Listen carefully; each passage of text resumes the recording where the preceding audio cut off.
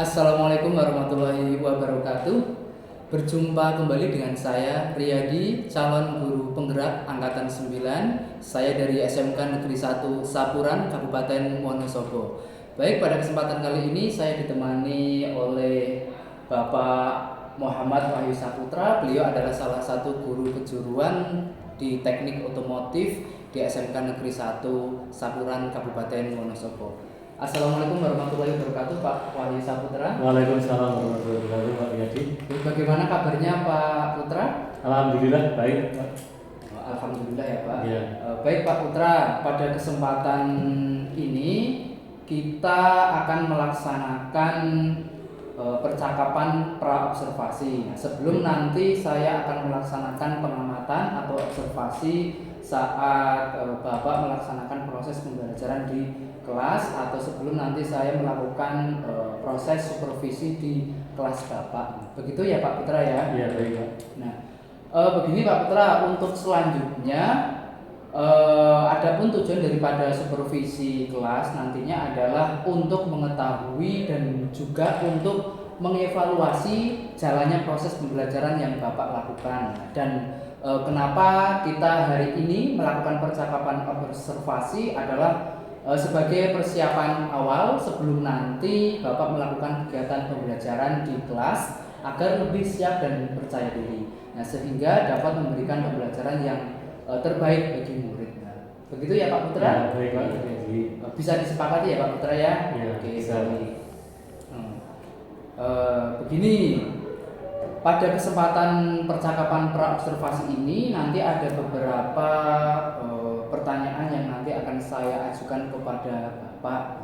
Yang pertama, begini Pak, mengenai tujuan pembelajaran, Pak Putra bisa menceritakan tujuan pembelajaran yang akan dipakai atau akan dilaksanakan saat nanti saya melakukan observasi di kelas Bapak. Nah, silakan bisa diceritakan Pak Putra.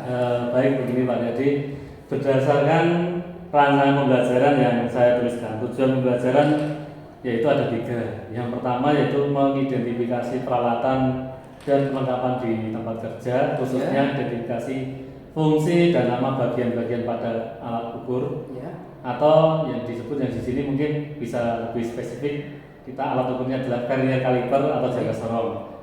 Yang kedua itu mempersiapkan peralatan dan perlengkapan khususnya alat ukur jaga sorong di tempat kerja.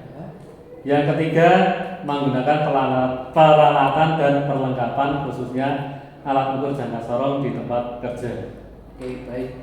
Jadi ada 3 tujuan pembelajaran yang ingin Pak Putra capai ya Pak ya? Iya Pak. Baik, nah selanjutnya bagaimana dengan ini Pak, area pengembangan yang hendak Bapak capai, mungkin dari pengembangannya itu pada murid itu apa yang ingin dicapai, mungkin bisa disampaikan Pak? Untuk area pengembangannya, rencana saya ada 2, yaitu pada pengetahuan dan keterampilan, gitu Pak Riyadi. Oke, berarti kalau saya tangkap pengembangannya ada di pengetahuan dan apa tadi keterampilan. Mungkin bisa diceritakan itu seperti apa nanti deskripsinya atau gambarannya di pengembangannya itu Pak? Ya. Yang pertama yaitu pengetahuan. Nah, murid dapat mengetahui lebih detail mengenai nama bagian-bagian dari jangka sorong itu dan spesifikasinya. Kemudian yang kedua itu di area keterampilan, yaitu mempraktekkan alat ukur jangka sorong pada benda kerja atau komponen pada otomotifnya. Oke, baik. Jadi area pengembangan yang hendak dicapai itu ada 2 Pak ya Pak. Yang pertama itu pada aspek pengetahuan atau kognitif, dan yang kedua itu keterampilan atau pada aspek psikomotorik pada murid. Nah, selanjutnya begini Pak Putra, saya ingin mendengar dari Bapak, nah bagaimana rancangan pembelajaran yang ingin Bapak terapkan saat di kelas nanti saat saya observasi, mungkin mulai dari strategi pembelajarannya, model pembelajarannya, ataupun dari metode pembelajarannya. Mungkin bisa diceritakan Pak Putra? Iya. Untuk strategi yang akan saya gunakan adalah pembelajaran berdiferensiasi berdasarkan kesiapan belajar murid yang diintegrasikan dengan pembelajaran sosial emosional. Ya. Kemudian saya akan melakukan pembagian kelompok sesuai dengan kemampuan, keterampilan dan keaktifan murid. Begitu Bapak Riyadi. Dan untuk model pembelajarannya saya menggunakan model problem based learning atau pembelajaran berbasis masalah. Untuk metodenya yang saya rencana menggunakan diskusi kelompok berupa tanya jawab dan juga penugasan.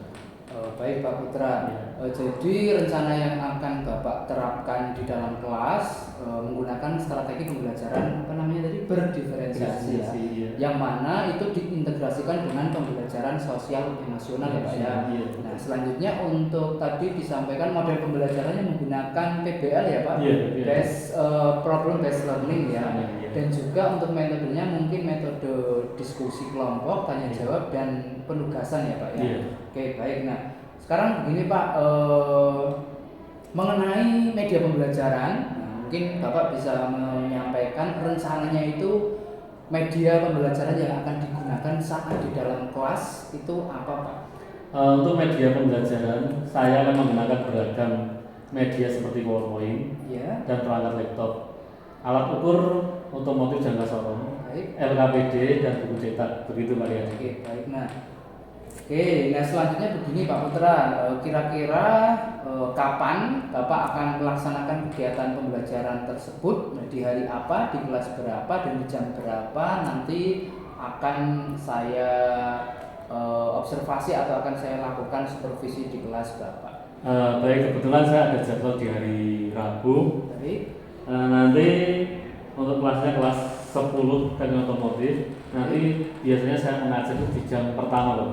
Oke baik, jadi di hari Rabu depan kelas 10 teknik otomotif pada jam pertama sampai mungkin selesai nanti ya Pak ya, saya akan datang ke kelas Bapak. Nah saya akan melakukan kegiatan supervisi kelas dan saya akan melihat dan mencatat hal-hal apa saja yang terjadi di kelasnya Bapak Putra, atau mungkin nanti secara teknis ketika harinya mungkin diganti atau bisa geser, nanti kita secara teknis konfirmasi kesiapan tentang supervisi. Begitu ya Pak ya? Oke baik. Nah selanjutnya begini Pak, jadi saya sampaikan nanti setelah Bapak melakukan pembelajaran di kelas dan dilanjutkan dengan ini percakapan lagi ya Pak, yaitu ada percakapan pasca observasi. Nah sekarang kita kan percakapannya adalah pra observasi, dan nanti setelah Bapak melakukan pembelajaran di kelas yang saya observasi, nanti akan ada percakapan lagi, yaitu percakapan pasca observasi kelas, yang nanti pada saat itu akan didampingi oleh pengajar praktik program PGP ini Pak. Nah, begitu ya Pak ya? Ya baik Pak Riyadi. Nah sebelum kita akhiri, mungkin ini Pak Putra bisa menyampaikan mengenai hal-hal apa saja yang didapat dari hasil percakapan kita sekarang ini Pak Putra, silakan. Mungkin dari hasil percakapan ini saya mendapatkan gambaran tentang pelaksanaan pembelajaran di kelas saya nanti, seperti media pembelajaran yang akan saya gunakan nanti, kemudian model pembelajarannya yang mungkin akan saya segera siapkan mulai sekarang. Nah, saya memperoleh gambaran tersebut dari percakapan yang kita lakukan hari ini. Mungkin seperti itu Bapak Riyadi. Oke baik, terima kasih Pak Putra atas kesempatan dan waktunya dan sudah bersedia berdialog dengan saya dalam percakapan pra-observasi ini, dan sampai bertemu di kegiatan observasi kelas pada hari Rabu depan ya Pak Putra ya. Oke, terima kasih Pak Putra. Semoga besok kegiatan pembelajarannya bisa berjalan dengan baik. Terima kasih Pak Putra ya. Sama-sama Pak Riyadi. Demikian percakapan pra-observasi hari ini. Sampai ketemu di kegiatan observasi kelas atau supervisi kelas di pekan depan. Terima kasih, tetap semangat. Saya akhiri. Wassalamualaikum warahmatullahi wabarakatuh.